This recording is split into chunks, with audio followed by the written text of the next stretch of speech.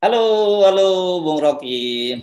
Kembali kita ngobrol ya. Ini hari Kamis ya. Hari Ya, Kamis dan kemarin ada berita yang akhirnya yang kita tunggu-tunggu, tukang cendol itu setelah diuber oleh Komnas HAM, oleh TGIPF, oleh polisi, oleh Aremania, ketemu juga tukang cendolnya. Tukang cendolnya rupanya politisi PSI. Ya kan pernah jadi pengurus lagi katanya di Malang gitu. Dan itu yang lebih lucu lagi kemudian kan itu satu rangkaian. Sebelumnya juga dikatakan bahwa ditemukan miras gitu. Itu nyambung dengan tukang cendol yang cerita bahwa tukang mabok semua itu Remania itu. Ternyata yang polisi menemukan botol miras itu botol obat-obatan untuk sapi yang punya Dispora. Jadi ini benar-benar deh. Jadi anti klimaks tapi lucu tapi sekaligus buat kita miris ya dalam situasi semacam itu. iya, jadi semua hal akhirnya berupaya disambung-sambungkan tuh. Ya. Dan hal yang paling berbahaya adalah kalau kerumitan itu akhirnya mau dicarikan penyelesaian dengan cerita-cerita yang akhirnya tidak tersambung sebetulnya tuh. Ini saya lagi di Malang nih, lagi habis kasih ceramah tuh di komunitas-komunitas tuh, dan kalau saya bicara dengan teman-teman di sini itu di setiap gang itu ada poster yang meminta pertanggungjawaban Pak Polisi itu. Beberapa saya kirim nanti itu. Dan itu terhubung lagi dengan ketidakpercayaan orang bahwa ini bukan sekedar ya kejadian yang tidak terkendali, tapi ada semacam kesengajaan itu. Nah, itu yang saya anggap bahwa agak telat sebetulnya polisi melakukan pemetaan terhadap kesan di masyarakat Malang sendiri itu. Memang ada polisi Malang yang mengambil inisiatif untuk minta maaf dengan bersujud itu. Tapi sebetulnya itu harusnya diikuti oleh seluruh polisi nasional supaya ada kelegaan. Dan kalau kita anggap bahwa polisi ramai-ramai bersujud di satu Indonesia itu lebih terasa pengalaman batin kita untuk berempati pada korban itu. Tapi itu nggak terjadi, dan ketegangan itu ada di semua gang itu. Kalau saya masuk ke kampung-kampung kecil itu orang masih merasa ini ada yang sengaja ditutupi oleh negara. Jadi udah sampai di situ sebetulnya kecurigaan masyarakat Arema ini terhadap kemungkinan penyelesaian kasus di Malang ini. Jadi itu saya mengambil kesimpulan bahwa untuk memulihkan ini panjang karena ada batin yang tergores besar atau tergores dalam di masyarakat Malang. Ya, oke. Jadi itu hampir semua gang ya di kota-kota Malang. Jadi mood publik betul-betul sekarang lagi betul-betul terhadap polisi itu sangat tidak bagus ya di Malang itu ya. Iya, itu semua jalan-jalan besar itu poster, baliho gede-gede itu, usut tuntas, ini pembunuhan segala macam itu. Itu dengan mudah kita lihat tuh. Dan persoalannya ke mereka ini, jadi bagaimana membersihkan kota ini? Oh, nggak mungkin dibersihkan. Dicopot hari ini spanduknya, besok muncul lagi tuh. Jadi ini akan lama, saya menganggap akan lama karena udah nyampe pada semacam kesadaran bahwa pengabaian itu menyebabkan bangsa ini retak sebetulnya tuh. Dan dia kemudian terkait dengan isu-isu lain bahwa ini persaingan di dalam tingkat elit kepolisian, kenapa harus kami yang tanggung getahnya, kira-kira begitu. Jadi orang mulai mencium bahwa masyarakat Malang itu membaca dengan cara yang berlapis-lapis. Bukan sekedar itu kriminal, tapi di belakang itu ada upaya untuk mendorong bagaimana kita menangkap ya.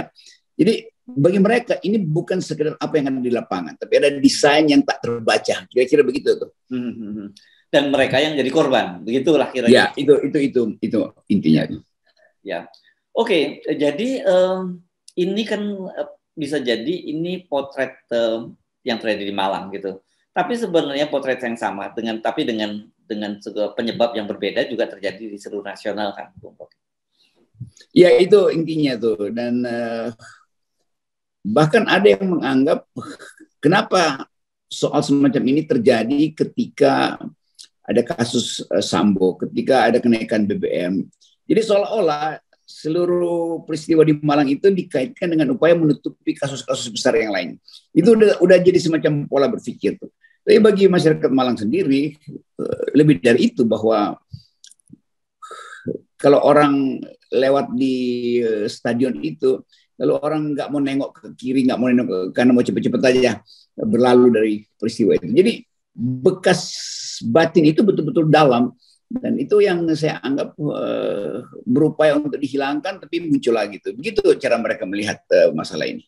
Ya, ya, ya. Dan itu yang kemarin kita bahas ya, bagaimana tercermin dari media sosial mereka, bahwa mereka orang yang begitu cinta mati dengan bola, tiba-tiba sejak peristiwa itu dia memutuskan mereka tidak akan lagi kembali untuk nonton bola. Itu yang tadi ada kan ya. Boro-boro nonton, lewat saja mereka tidak mau menengok itu ya di stadion. Ya, itu saya bicara, dan kesan saya begitu, berupaya menghilangkan trauma, tapi dengan cara itu juga semacam dendam, sebetulnya dendam yang masih belum bisa mereka pahami itu, bahwa ada yang kehilangan anak, ada yang menganggap bahwa masa depan Kota Malang akhirnya jadi runyam itu. Jadi seolah-olah kota yang kehilangan kegembiraan lagi, itu dasarnya itu. Ya, menjadikan dan ini kalau tahapan-tahapan psikologinya kita sebut mereka dalam tahapan anger gitu ya, Bung Rocky ya sekarang. Ya, kira-kira begitu. Dan mau melepaskan anger itu kemana tuh? Kalau anger itu hanya terhadap kepolisian, ya udah itu mungkin lebih mudah dilakukan itu. Karena polisi sudah minta maaf di tingkat lokal. Tapi mereka masih merasa ada hal yang masih disembunyikan tuh. Jadi PSSI lain cara mereka melihat PSSI, tim yang dibuat juga di sini gitu. Jadi belum dapat semacam rasa tenang batinnya itu. Selama kan mereka masih menduga apa betul 271, 231, ada yang anggap enggak itu pasti 700 orang atau 400 orang. Jadi tetap mereka menduga kok nggak bisa tuntas ya. Jadi mereka menduga bahwa lebih dari itu yang meninggal di situ. Dan kita mau bayangkan misalnya bagaimana memulihkan kepercayaan bagi publik Malang yang merasa bahwa istana kok nggak tulus ya, merasa kepedihan kami. Kira-kira itu deep psikologinya tuh, psikologi dalamnya begitu. Ya, jadi prosesnya saya kira masih lama ya, untuk biasa anger. Itu lama nih, saya kira lama. Ya, dan denial, apalagi nanti pas sampai tahap acceptance itu ya, menerima itu prosesnya panjang sekali itu ya. Betul, saya tadi seharian itu ada di 3 komunitas tuh, diundang oleh LSM, ada lembaga lain, lembaga pendidikan, semacam pendidikan mental itu. Dimulai dengan minta saya untuk terangkan apa sebetulnya dilihat dari luar tuh kejadian di Malang ini apa tuh. Jadi saya terangkan bahwa jadi mereka butuh penjelasan karena mereka sendiri bingung gitu untuk ya betul ya. Itu. Jadi saya ikut hanyut sebetulnya karena mereka anggap mereka nggak mengerti apa yang terjadi itu. Jadi bayangkan misalnya saya mesti ngomong tentang politik, ngomong tentang ilmu pengetahuan, tapi dimulai dengan pertanyaan itu. Pita hitamnya ada di dalam spanduk mereka, lalu mulai dengan Pak Rocky kita minta keterangan dulu tuh tentang apa yang terjadi. Ya, saya hanya bisa terangkan yang berkali-kali terangkan di FN bahwa ini bukan tragedi, karena tragedi itu di luar kapasitas manusia untuk memikirkan akibatnya. Jadi ini adalah kejahatan bahkan saya sebut, dan mereka merasa iya memang ini kriminal, tapi kami bahkan mengucapkan kata kriminal kami nggak mampu lagi itu. Jadi betul-betul kayak orang gagu yang nggak tahu apa sih yang terjadi itu. Jadi itu kebingungan yang kemudian diliputi dengan berbagai macam pertanyaan yang akhirnya pertanyaan itu jadi kecurigaan bahwa ini suatu perbuatan konspiratif. Kira-kira begitu alam pikirannya itu. Nah, itu pentingnya ada semacam tim psikologi untuk membaca emosi yang tertahan ini apa. Dan itu emosi itu bisa berubah menjadi sesuatu yang justru destruktif di dalam situasi kesulitan ekonomi hari-hari ini. Itu yang saya dapat, yang saya tangkap dari cara mereka berbicara tuh. Bahkan ada yang bisik-bisik tuh, aduh ini gimana Pak Rocky, nanti kalau Pak Rocky terangkan mungkin di sekitar kita ada polisi yang berkeliaran segala macam tuh. Jadi dalam forum akademis pun dianggap begitu tuh. Itu intinya tuh. Jadi ketakutan yang dibalut oleh ketidakpercayaan terhadap makna peristiwa ini. Jadi bagi mereka ini sesuatu yang kira-kira dia mau bilang sudah direncanakan. Nah, saya mesti katakan ini karena begitu semacam tapisan yang saya dapat dari mental mereka. Karena keterangannya simpang siur, maka mereka menganggap ini artinya ada yang direncanakan untuk satu upaya menjebloskan seseorang atau satu upaya untuk menutupi kasus-kasus yang lain yang ada di dalam politik Indonesia. Udah sampai di situ kecurigaan publik di Malang. Saya membayangkan saya sulit saya sulit membayangkan karena kalau kita bicara misalnya ada 132 keluarga gitu yang mengalami trauma dan saya kira lebih dari itu termasuk yang luka-luka itu saja kita sulit membayangkan, apalagi kemudian kalau ini satu kota atau satu wilayah, selalu disebutnya kan Malang Raya gitu ya, yang mengalami trauma semacam itu. Saya kira ini memang luar biasa ya beban untuk terutama para pemangku kepentingan sana, ke wali kotanya, bupatinya dan sebagainya. Ya itu beredar sampai ke pelosok Jawa Timur sebetulnya tuh. Saya ngomong dengan orang Pasuruan,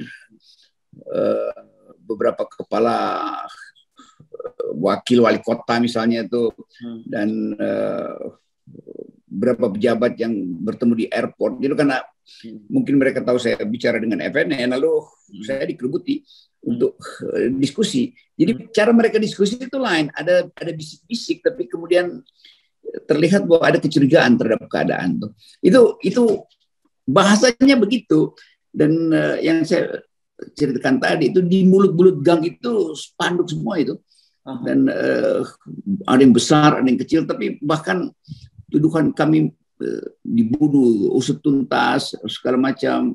Jadi keterangan sosiologisnya kira-kira bahwa ada keadaan anomi itu, keadaan yang tak bisa diterangkan dengan urutan yang lengkap.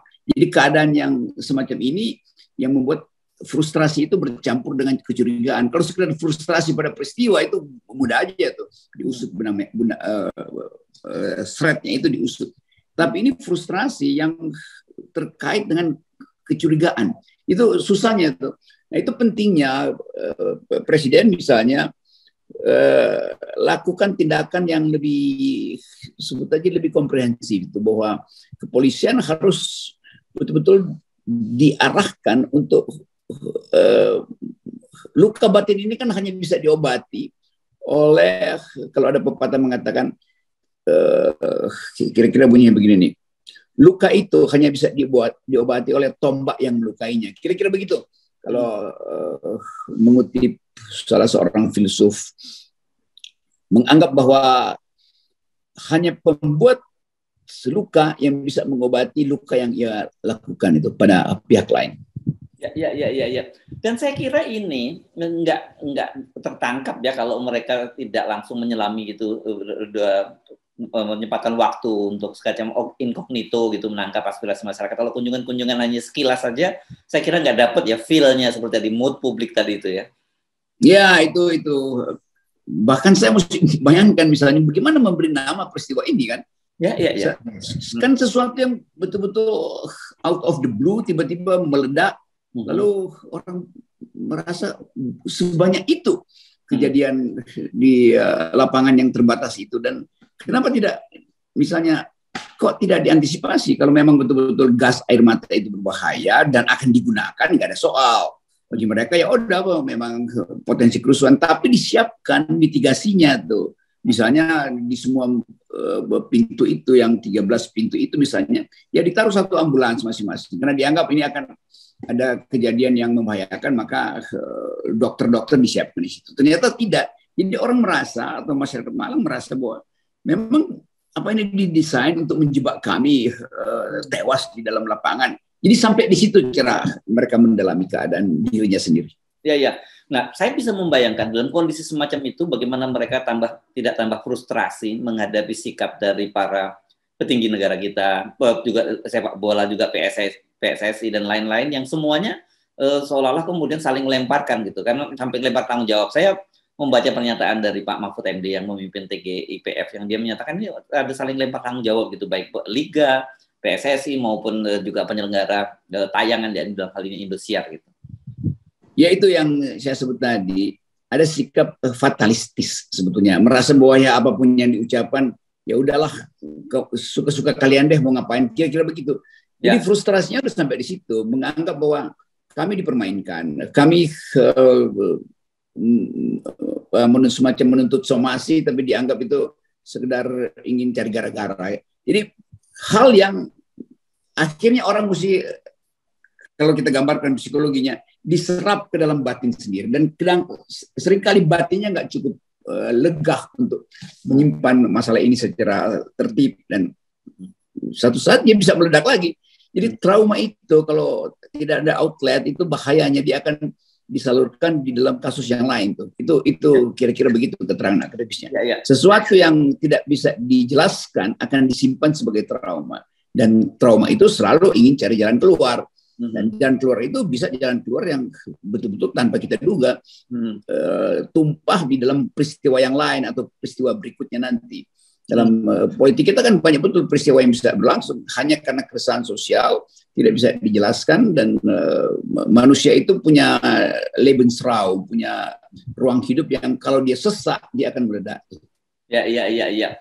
Saya bisa menangkap dan memahami apa yang Anda sampaikan, tapi saya sampai sekarang memang juga kesulitan untuk memberikan semacam mendefinisikan gitu apa yang yang terjadi di Malang itu. Kita bisa bayangkan bahwa bagaimana mungkin kita melakukan trauma healing gitu terhadap satu kota, satu wilayah atau bahkan juga satu provinsi gitu. Ya itu betul, harus dapat istilah itu.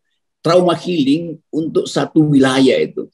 Satu kayak ruang gelap yang tiba-tiba hadir di depan kita tuh. Jadi ini betul-betul ruang gelap, dan kita bisa bayangkan di ruang gelap itu orang saling menduga yang di samping saya ini musuh atau yang bisa ini kawan gitu kan.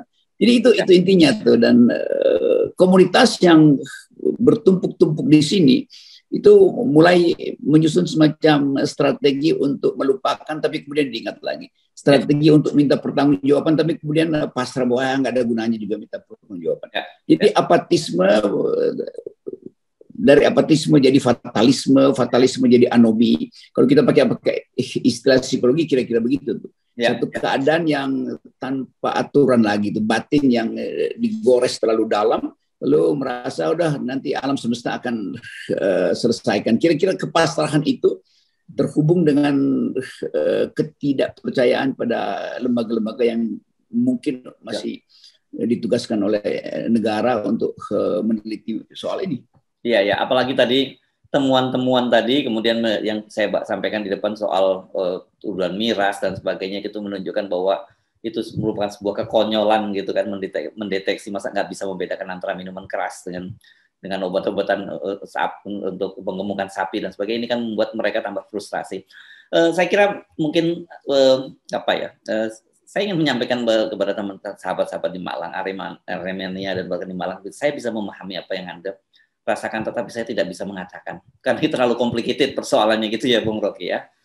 Ya itu kira-kira tuh, karena betul sekali, karena kalau saya bereaksi nanti seolah-olah ada jalan keluar, tapi bagi mereka sebenarnya mereka hanya ingin mengeluh aja. Kira-kira itu, dia mengeluh tanpa dia tahu didengar apa nggak didengar, bagi dia susah juga tuh. Tapi bagi kita yang dari luar, kan kita cuma nonton di televisi segala macam. Begitu saya ketemu dengan secara real dengan masyarakat di sini, itu Malang itu kayak kota yang kehilangan cahaya, itu kira-kira. Yes, oke. Baik, terima kasih Bung Rocky, dan saya kira kita bersama dengan warga Malang. Dan mari kita mudah-mudahan mereka bisa segera melalui duka cita ini ya. Terima kasih Bung Rocky. Oke. Yes.